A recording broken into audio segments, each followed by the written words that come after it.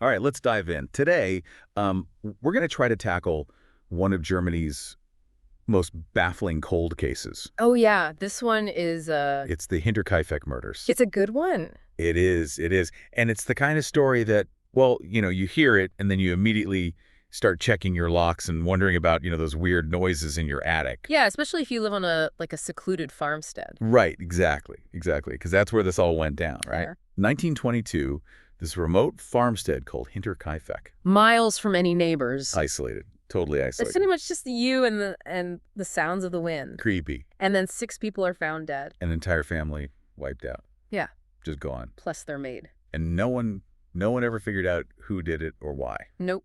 Still unsolved to this day, over 100 years later. Wild. So let's get into it. Where do we even begin with a case like this? I think first we need to understand who these people were, the victims. Right, because it's not just a crime scene, it's 6 lives lost, right? Mhm. So we've got Andreas and Cecilia Gruber. The elderly couple who owned the farm. Then there's their daughter, Victoria Gabriel, a Oof. widow, and her 2 kids. 7-year-old Cecilia and little Joseph, he was only 2. Oh, man, that's just... Heartbreaking. It is. And we can't forget the maid, Maria Baumgartner. She had literally just started working there. Can you imagine? Just starting a new job and And then this. yeah. So paint the picture for us. What did the crime scene look like? Grim.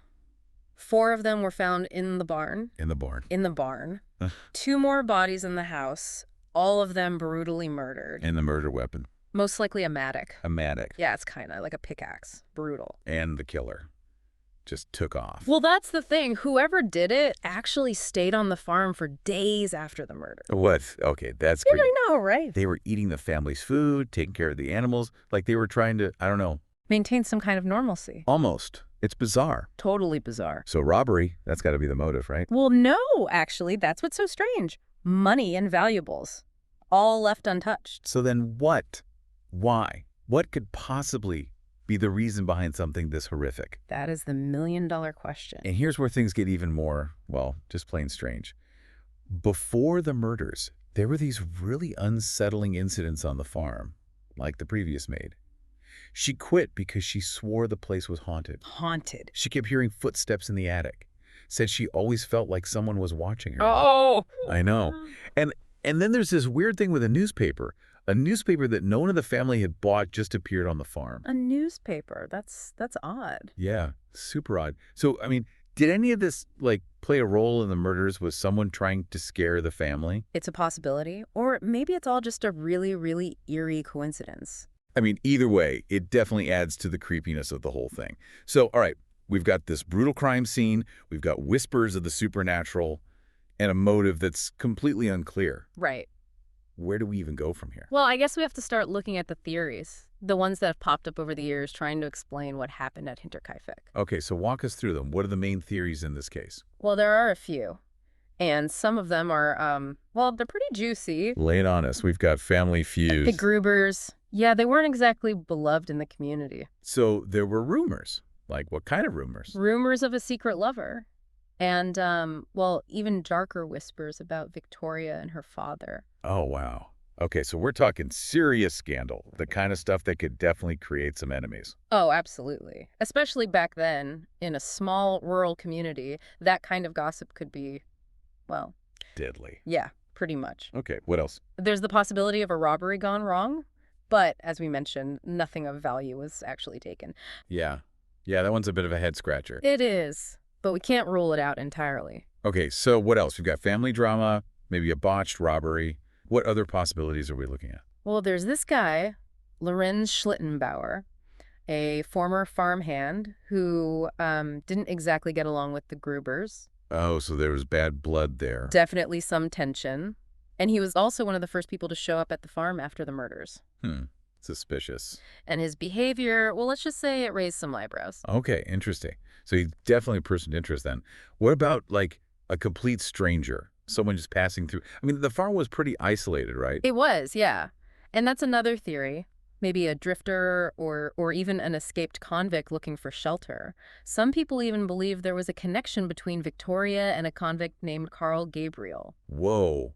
Okay, now that's a twist. It's a bit of a wild card, for Yeah. sure. So we've got family drama, a possible robbery gone wrong, a disgruntled farm hand, and a mysterious convict with a possible connection to one of the victims. Is that it? Or is there something else? Something can be a little more, I don't know. Out there. Yeah. Well, some believe that the answer lies in the supernatural. Okay, now we're talking. Let's get spooky. Right. I mean, you've got the previous made stories about the farm being haunted, mysterious footsteps, that unexplained newspaper, and then the sheer brutality of the murders themselves. It's not hard to see why some people might believe Hinterkaifeck was cursed. Especially back then, right?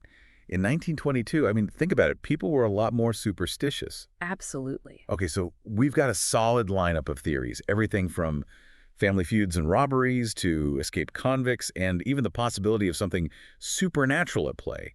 So how do we even start to untangle all of this? What are we missing? Well, there's one crucial factor we haven't really touched on yet. What's that? The state of forensic science back in 1922, it was, shall we say, a bit limited. Right, no fancy DNA testing or anything like that. Exactly. So we're dealing with a crime scene where investigators didn't have the tools we have today. No DNA, no advanced fingerprinting techniques. It's like trying to solve a puzzle in the dark. And to make matters worse, the crime scene itself was, well, What?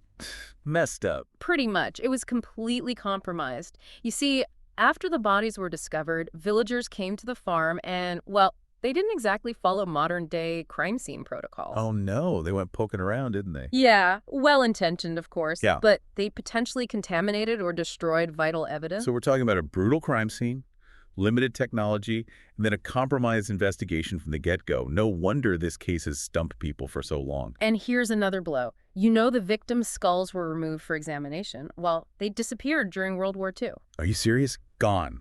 Like, vanished. Oof. Just like that. So not only do we have a lack of evidence from the start, but then key evidence just, disappears into thin air? Yep. Just another layer of frustration in this already perplexing case. Unbelievable. So, okay, we've got a bunch of suspects, no clear motive, and a mountain of obstacles when it comes to the investigation. Did they ever manage to, narrow it down? They tried. Oh, they tried. Over 100 people were questioned. Wow. But with so many conflicting stories and, well, a lot of fear in the community, it was almost impossible to get a clear picture of what really happened. So the case just went cold. Pretty much. It was officially closed in 1955. Unsolved. That's incredible. I mean, to think that a case this brutal, this baffling, could just slip through the cracks of history like that. It happens more often than you'd think. I guess so. So, all right, we've set the stage, we've met the victims, explored the crime scene, and we've even dipped our toes into the world of potential suspects and those eerie, unexplained events. Yeah, we've laid the groundwork. But the big question remains, what really happened in Hinterkaifeck? It's just mind-boggling to think that even now, with all the technology we have, we might still be scratching our heads over this case from 1922. Yeah, you know what it really shows? It really underscores how crucial that initial investigation is, right? Absolutely. I mean, think about it. Those first few hours, days even, can make or break a case. And in this one, well, it seems like every step of the way, something got in the way of getting to the truth. Yeah, and those villagers, I get it. They were probably just trying to help, but walking all over the crime scene, I mean, talk about a forensic nightmare. Right. Talk about contaminating evidence. I mean, can you imagine what a modern-day forensics team could do with that crime scene? Oh, man, they'd be in heaven. DNA, analysis, touch DNA, you name it. But back then, it was pretty much just observation. And deduction. Trying to piece together a story from, I don't know, footprints and maybe a stray hair or two. Pretty much. And don't forget, even the few clues they did have, well, some of them vanished. Yeah. Literally vanished. Oh, right. The skulls. I mean, how does that even happen? Key evidence from a murder investigation just disappears during a war. It's crazy. It's like something out of a movie. You know, today we could potentially extract DNA from those skulls, maybe even reconstruct faces. But that chance is gone. It's just Yeah. frustrating. It makes you realize how much we take for granted with modern forensics. Oh, for sure. But hey, maybe that's part of the reason we're still so captivated by cases like Hinterkaifeck, right? The mystery, the unanswered questions, the fact that the killer might have just gotten away with it. It's true. There's something about a cold case that just draws you in. It's like a puzzle you can't put down. But, okay, let's talk about the investigation itself. They interviewed over 100 people, right? Yeah, they're busy. But think about it. This is a small rural community. Everyone knows everyone. And on top of that, there's a brutal murder that's left everyone terrified. Right, so you've got a mix of gossip, fear, And probably a whole lot of conflicting accounts. I mean, no wonder the police couldn't get a straight story. Exactly. And with no clear suspect, no confession, nothing that you could call a smoking gun, well, the case just went cold. Officially closed in 1955. But I bet it still kept those investigators up at night, wondering if they missed something, if they could have done something differently. I'm sure it did. So why do you think this case in particular, out of all the unsolved crimes out there, why has this one captured the public's imagination for so long? What makes it so special, so enduring? That's a good question. I mean, the brutality is definitely a part of it. 6 people, an entire family and their maid, slaughtered. And then there's the isolation of it all. This wasn't some dark alley in a big city. This was a quiet farmstead, a place that should feel safe. Right. It's a violation of a sense of security, I think, that really gets to people. And then you add in all those eerie details, the whispers of hauntings, the mysterious newspaper. Yeah. It all just feeds into this sense of unease, like something dark and sinister was at play. Absolutely. And let's not forget the historical context. Post-World War I, Germany was a nation on edge, recovering from trauma, facing uncertainty. Yeah, it was a time of immense change, social and political upheaval. And then, boom, this horrific crime happens in this seemingly peaceful, isolated corner of the country. It's like it shattered any illusion of safety. Totally. And maybe, just maybe, that's why Hinterkaifeck still resonates with us today. It's a reminder that even in the quietest corners of the world, darkness can lurk. And sometimes those darkest secrets remain hidden, no matter how hard we try to bring them to light. It's a sobering thought. So while the physical farmhouse is gone, demolished years ago, I bet the site of Hinterkaifeck still holds a certain power. Oh, I bet it does. I mean, I've never been there myself, but I've heard stories. People say there's still a strange feeling there, like a lingering sense of unease. Like a scar on the land, a reminder of a tragedy that can never be fully erased. It makes you think, doesn't it? About the impact of violence, how it ripples outward, how it lingers long after the crime itself is committed. It really does. And it reminds us that even though we might never know for sure who committed this crime, the victims and their story deserve to be remembered. Their lives, their loss, it matters. Well said. So, even in the absence of a definitive solution, there's still value in revisiting these cases. We can learn about the past, analyze what went wrong, and maybe even find ways to prevent similar tragedies from happening in the future. Absolutely. And who knows, maybe by keeping these stories alive, by continuing to ask questions, we might just uncover a new piece of the puzzle, a clue that was overlooked, a detail that could finally lead us to the truth. All right, so let's try to make some sense of this Hinterkaifeck puzzle. We've got all these theories swirling around, some more plausible than others, I guess.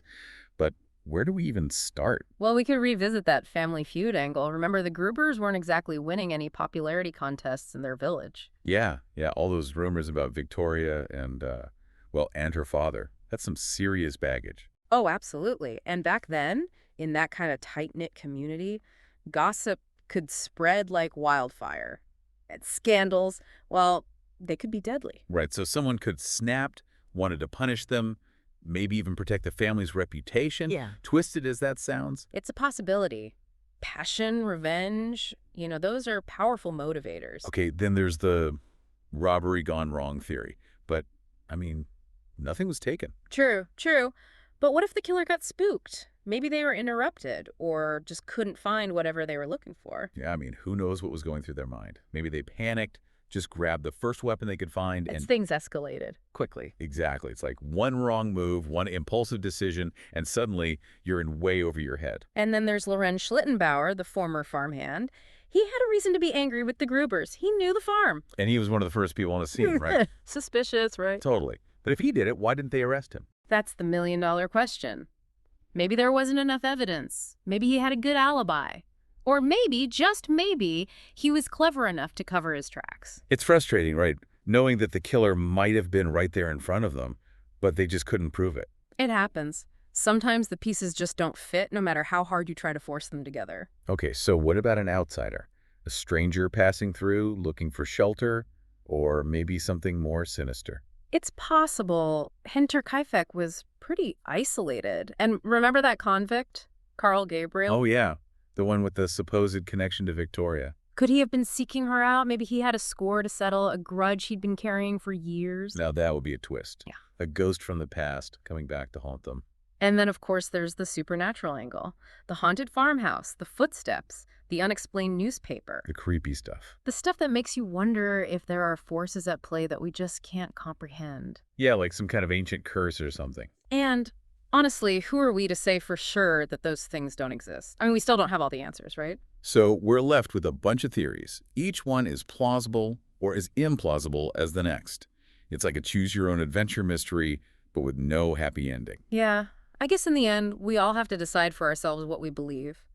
Which theory fits best with our worldview, with our understanding of how the world works? Do you have a favorite theory? One that you lean towards more than the others? Honestly, I go back and forth. Some days I'm convinced it was a crime of passion, a jealous lover, or a family feud gone wrong. Other days I find myself drawn to the more mysterious possibilities like the escaped convict or, yeah, even the supernatural angle. I get it. It's hard to resist a good ghost story, especially when it's tied to a real-life mystery. But regardless of what we believe, what we think happened that night at Hinterkaifeck, there's one thing we can't deny.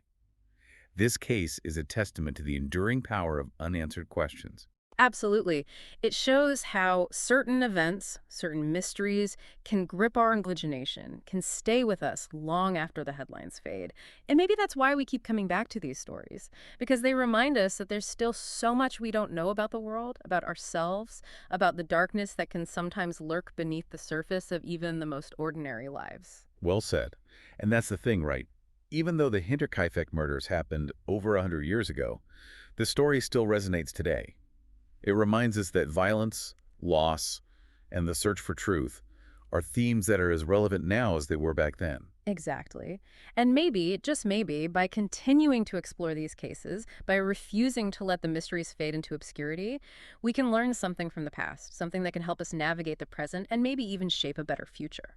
I like that. Hmm. So even though we might never have all the answers, the act of seeking knowledge, of piecing together the fragments of a story, that's a journey worth taking. Couldn't agree more. Well, folks, that's our deep dive into the Hinterkaifeck murders, one of history's most perplexing cold cases. A story of tragedy, mystery, and the enduring power of the unknown. A story that, even after all these years, continues to haunt us, challenge us, and remind us that some secrets are buried deep, waiting to be unearthed. Thank you for joining us on this journey into the shadows. Keep those lights on, folks, and we'll see you next time on The Deep Dive.